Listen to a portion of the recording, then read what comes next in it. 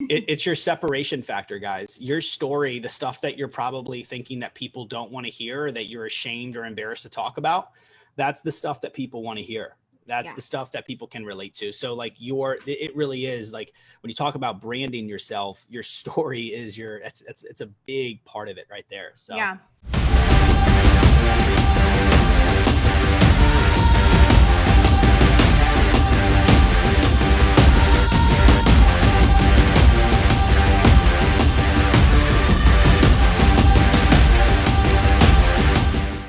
I'm super excited, as always. I feel like I say that all of the time, but it's true. I get to hang out with our amazing accelerator clients and bring them to all of you here in our high impact coaching community and family. And today we're hanging out with Erik Salzenstein. Oh man, you guys saw, like, before she even said the name, I was like, let's see what she does. Here comes the butcher. Salzenstein. Salzenstein. All right. Hannah. Thank you for letting me fumble through that and help me out. So Erik is one of our accelerator clients, which means that we get to work with him intensely in our year-long mastermind to help him build and scale his coaching business to multiple six figures, $500,000 and beyond. And Erik has a remarkable story. We all do, right? But I really want to highlight Erik for someone who has overcome a lot of odds, right? We all have our challenges when it comes to putting ourselves out there, starting a business. And Erik has a lot of nuggets for us. So before I butcher more of your name, more of your story, more of what you do, why don't you fill in folks that don't know you here, who you are and what you do currently. Sure. Yeah. And appreciate that, Hannah. And yeah, like you said, we all have stories. So each and every one of you guys, it's a matter of like pinpointing how to share that story. And I think for me, I hid behind mine. I was nervous about mine.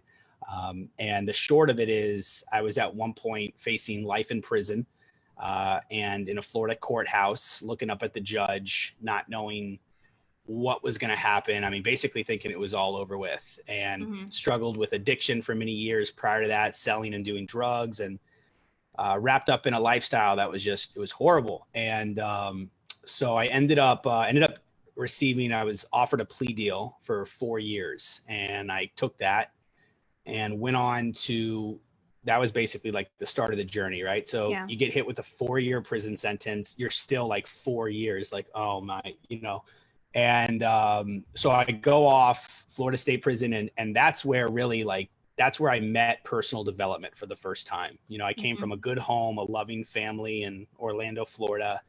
I was 23 years old starting that journey. And but my mom, like growing up, she taught me God. My dad, he taught me sports. I was never taught personal development. I was never taught mindset. I was never taught finances. I was never taught entrepreneurial, like none of that. Right. And so this is where I was introduced to it. And remember the first 2 books that I read, Tony Robbins, Awaken the Giant Within, and Timothy Ferriss, The 4-Hour Work Week.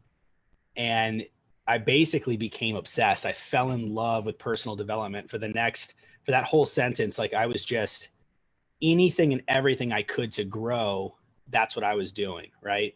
And so getting out, we'll fast forward all the way through, there was a lot of cool things done in prison. I was published in a newspaper for a speech contest against 2 other prisons. I found the gift, this hidden talent of public speaking.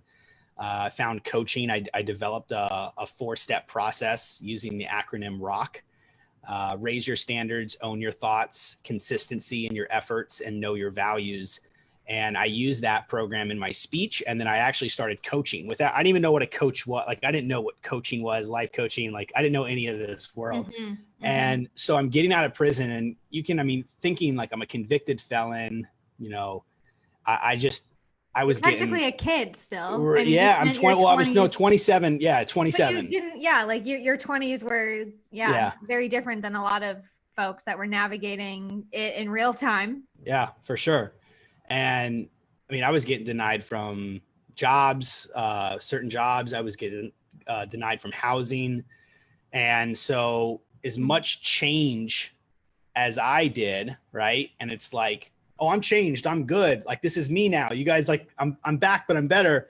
people weren't having that. They weren't accepting that, general, like society, so to speak. And I was working 2 jobs. So I was a waiter at night at a fine dining restaurant, and I was a waiter at another restaurant during the day, and I'm working doubles, saving up money to go to the events. I was introduced to the entrepreneurial world, and I basically fell in love. And that's where I met Xander. Actually, the first time I met Xander was the first entrepreneurial event I went to, Craig Ballantyne's The Perfect Life Retreat. And Xander was the MC for that event. And I remember being at a round table with him. If any of you guys have seen Xander's, one of his ads that he runs where he's got his he wears the vest everywhere. Yeah, he's wearing a vest. No matter what event, he always looks the same. Yes. When you guys see the breakout session where he's at the table, I'm at that table. I asked him a question that night, and we had an exchange. And so, it was interesting because I was for a while, I thought my story was going to like cripple me and hurt me. And what I basically ended up doing was leveraging and owning and really stepping into it. And so my mess became my message, my test became my testimony. Yeah. And so I got my coaching business started. My first coaching business was a mix of fitness and high performance coaching. And I got my speaking business started. I primarily speak to schools, education, middle, high, college. And my signature talk is titled From Prison to Purpose. And the big message here for you guys is it really started to click for me when I turned from prison to purpose. When I coined that and when I stepped into that and I owned that and I started really, really sharing that, people started, momentum happened. Because what it is no matter what space that you're in, I don't care if you're in fitness, health, life coaching, wellness, spiritual. I mean, it really doesn't matter. Financial, it doesn't matter what sector, what space that you're in. People crave stories. Mm-hmm. They crave the relation, the connection. That's right. Yeah. And so when you share the little and you figure out how to share those little moments of your story that's unique to you, someone's going to resonate with that. Yeah. And I really want to highlight, we all have something. So we started this with the caveat that this is a remarkable story, right? From prison to purpose. I heard just this week from one of your peers, another client, that I feel like my story isn't good enough, or I haven't been through enough yet. Like I don't have any trauma to talk about. And so what we did is, through a series of questions and a coaching call, was find those stories. Because when you compare to Erik's story or Xander's story or anyone else's, I mean, that's just pretty unproductive because you only have your own stories. Yeah. So do you have any recommendations for folks who are sitting and listening like, oh, I didn't go to prison. Well, I didn't lose this or that or the other thing. How do people find their signature story? Really, really good point, Hannah. And what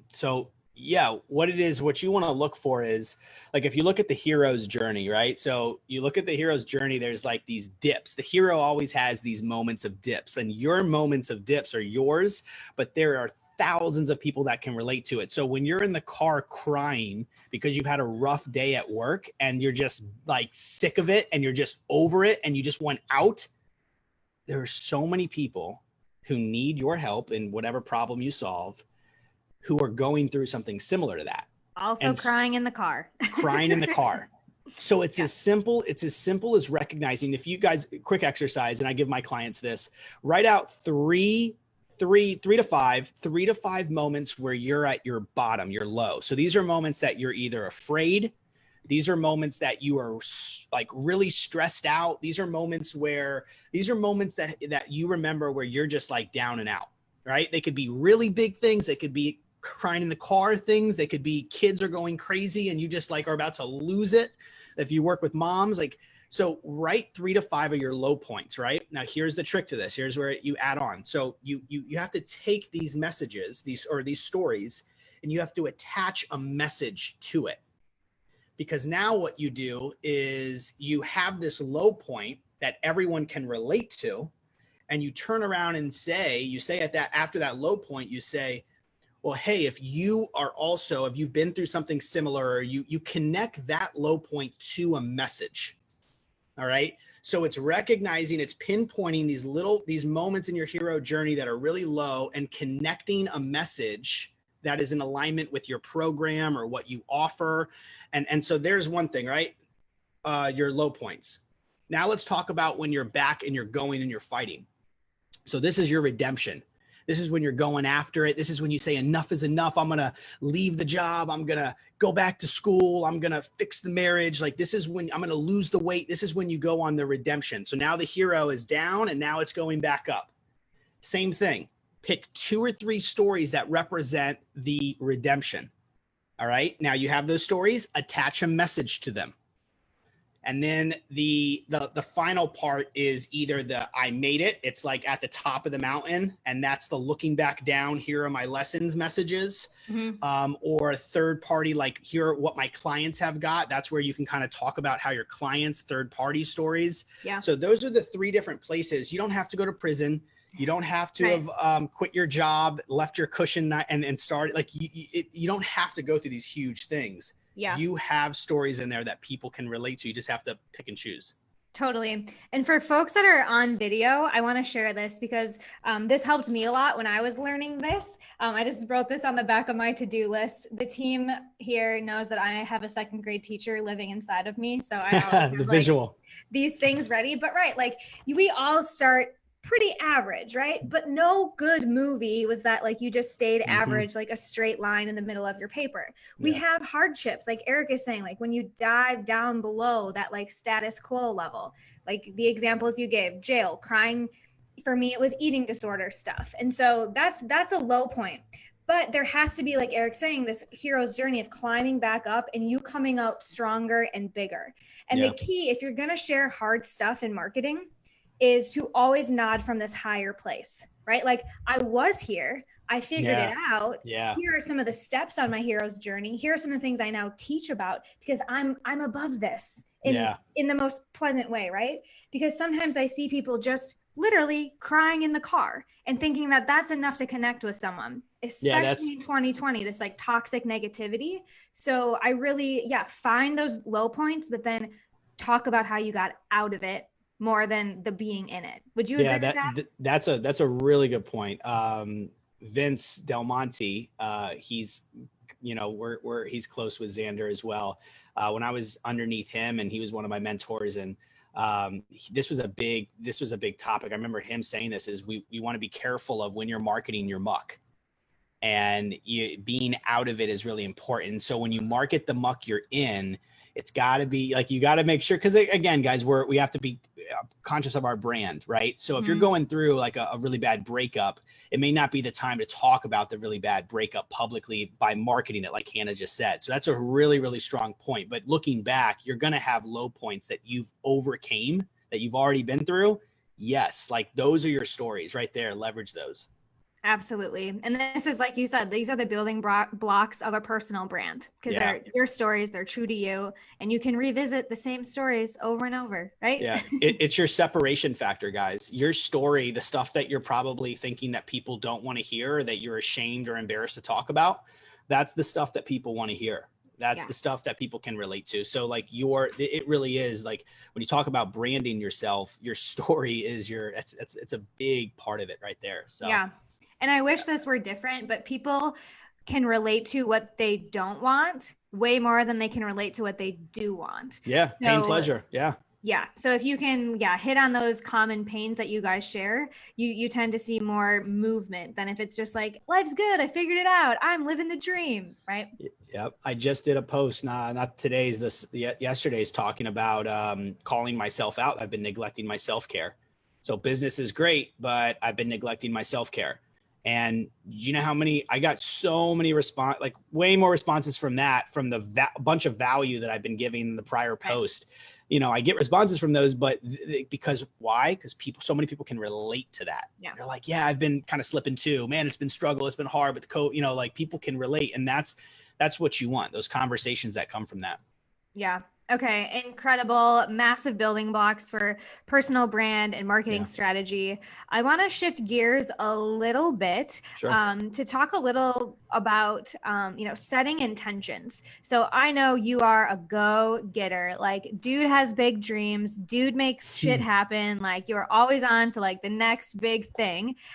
So I would love to know how you navigate the balance between like setting intentions and having those big goals and then actually making them happen, or like waiting for them to happen in some ways. Yeah, for sure. So talking about stories, I'll share a little story of intention setting. I'm in county jail. I haven't gotten word of how much time I'm going to get yet. So the state's like not working with us at all. This is my state prosecutor, the kind of stonewalling us. And so I remember I'm on the phone with my dad, and I call my dad. I was like, Pops, I said, I have no idea how much time I'm going to get, but I want you to know that I really, really want to change. And I want the exact amount of time God wants me to have, not a day longer, not a day earlier, but the exact amount of time that I need to change my life. And he was just, that was our first moment of hope. Right. And he was just like, all right, son, we're going to get through this. And so a couple of weeks go by, actually about a month goes by or so. The state prosecutor who wasn't working with us, she ends up getting married to a doctor. She quits in the middle of her entire caseload. My case drops down to another state prosecutor, and the new state prosecutor that picks up my case happens to be friends with my attorney. They were like public defenders when they were first starting out in their careers. And Godwink. Oh man. And so he was like, my attorney comes to see me. He's like, all right, Erik, so I got good news and bad news. Bad news is you're going away. I mean, we knew that, but it was like, good news is I can get you a year over the minimum. So the minimum amount of time I can get on my charge was 3 years. So I got offered a 4-year deal. And so I took the plea. So now we're going to fast forward. I'm on my way to prison. I land on my first camp. I'm up at the top panhandle of Florida. So remember that phone call with my dad. I want to change. I want to turn my life around. I want to be a better man. The problem was that I had no game plan in place to make that happen. I had no idea how to create those changes. Erik, are you going to tell us that wishing and hoping and praying and sending letters to the universe isn't enough? It's not enough, guys. Xander talks about this. Law of attraction without action is not real. That's his thing. So I've owned this message for a lot longer than I've known Xander. He was the first person to put it in this context, this way, that I loved. Law of attraction without action is just not, it's not real. And so, yeah, that's it. Hannah, that's it. Like you guys can't have the intention and do your journaling and mindset work and think that it's going to come true. It's just not it. I'm not saying that stuff's not needed. I'm not saying it's not good. I've done all of it and still do all of it. But you have to go past the intention. I wasted the first 6 months of prison. I went right back to the same behavior. I started selling and smoking cigarettes.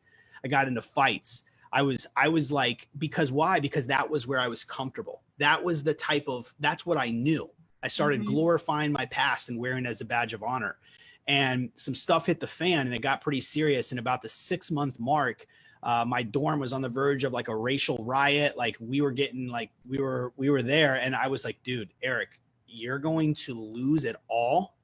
You're going to come out the exact same, if not worse, if you don't do something different. And so another part of the story, but I'll basically at that point, I reached out to somebody. I got some clarity. I got those 2 books sent to me at the 6-month mark. And my brother, who is a high performance coach, he's a successful entrepreneur out of Denver, Colorado. He was my first coach. He said, all right, I want you to read these 2 books, and then we're going to get on a coaching call once a week after this, from this point on. And that was when I had my game plan. So it's another big message here, guys, is you have to have clarity and be very intentional with the action.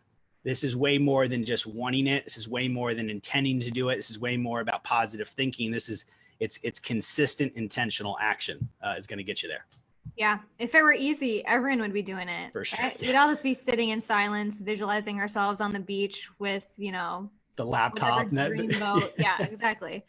Yeah, I love this, Erik, and I really appreciate you being so transparent and so authentic. I know you're blazing a trail for a lot of other folks. And I also appreciate how much you underscore the power of a coach, right? Yeah. Even in the darkest, least opportunistic place, maybe you could think of, you still tapped into the power of mentorship through books, through a relative. And I think that is a huge takeaway for folks who think they can't afford it or think that they don't know who to go to or they don't trust anyone in this noisy world. I think there's also a lesson to be heard in that way. Yeah, I don't care where you're at. I currently right now have 3 coaches. Xander is my main. He's my business coach, but I've got a mindset and trauma coach that I just hired because I myself, even with all the cobwebs and all the things I've done, I'm recognizing I still got more work to do. There's still stuff that I haven't tapped into, and that there's just so much power in really leaning into and having a coach to guide you through, right? And so I can't thank, you guys and what you guys are doing at High Impact Coaching and how you're showing up. And I know everyone watching, I mean, they feel it too. So you guys, Accelerator's calling for you. And glad to be able to come on and share some value with you guys, connect with you. Yeah, I love that piece too. I want to just underline one more lesson you just said, and that's the work is constant, right? Yeah. So you get to a point where maybe your business is where you want it to be, but we as entrepreneurs are putting ourselves out there every day, every hour. And so to think that your mindset work ends or your traumas are healed is just not right. You could post something on Instagram tomorrow and get eaten alive. Like there's a new thing to work through, right? So we just keep getting lessons, and having that support and tools always will help your stick with itness. Yeah, for sure. So last loaded question for you, Erik. A lot of folks listening are either in our launch program, our 8-week HIC program, or they're thinking about really taking their coaching business to the next level. Mm-hmm. So for someone, if you could look back when you were in those shoes of like, is this thing going to work? Like, I'm out here on my own doing this business thing. What would you wish you had known, or what advice would you give that version of yourself? So I actually just did a post on this today. I have to say that I do recommend that you know what's in front of you, and I do think it's important that you know the landscape, like the shiny life that you can absolutely have. I'm currently making more money than I ever had. I have more freedom than I ever had. I control my days. You're in the pool half the time, sending me voice messages. Yeah, it's there. Yeah, it's there. But that did not come easily. And so I think a big message for new coaches is that you got to want this really bad. You have to want, and it's not, I mean, I built my first coaching business and a speaking business while working 2 full-time jobs, early mornings and late nights. So you can do it with a full plate. You just have, and it's going to take time. You just have to have that burning desire. You have to know that, I felt like quitting multiple times. You have to just keep showing up and stay consistent. Consistency is a huge thing. And I think the other big message I'd say is, if this is something that you already know, this is what you're supposed to do. I knew in my heart that I'm supposed to be, like you said, I love that. What'd you say? Setting the trailblazing. Trailblazer. Okay. All right. Yeah. I knew that I was supposed to be doing more than just what I was doing. There was something bigger for me. I wanted to make more impact. I wanted to serve people on a bigger level. I wanted to create more for myself, my family. But so if you know that, if you're in alignment with that, you say that's me, what you have to do is you got to make it less about you. When I started putting everything on my clients, when I started putting everything on my audience and I made it less about me, now I'm attached to a bigger why. I'm attached to my mission. I'm attached to my why. I'm attached to something that's going to pull me, right? It's because we're always pushing, but you want to have something that's going to pull you through those hard times. And that's the big why. That's the mission.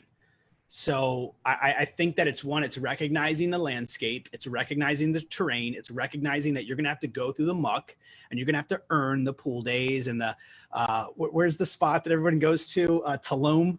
Yeah. I think that's like the entrepreneur of that, or there's a couple other like entrepreneurial spots that people, you got to earn those things.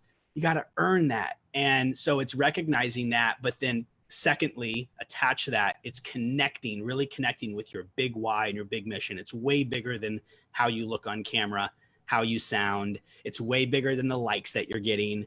I'd rather have 5 likes and 1 sign up than 500 likes. Like, forget the vanity metrics, attach yourself to the big why, the big mission. That's key. Yeah. My favorite quote is, when you help enough other people get what they want, you get what you want. So, yeah, for sure. Massive mic drop moments there, Erik. Pause, rewind, replay, and yeah, definitely send your thank you to Erik. I really appreciate you and your story, and so much love to you. We love what you're doing and can't wait to see everything else that unfolds on this path you're on. Thank you, Hannah. Appreciate you. And yeah, guys, thank you so much. If you have any questions, don't hesitate to reach out. I'm here for you. You guys are in great hands. You have some incredible coaches, and so look to them. Always run to them, never run from them. That's a big thing. But if you have any questions on me, personal story, whatever it is, don't hesitate to reach out. Very good. Thanks, Erik. Yeah. And I will talk to the rest of you soon. See ya.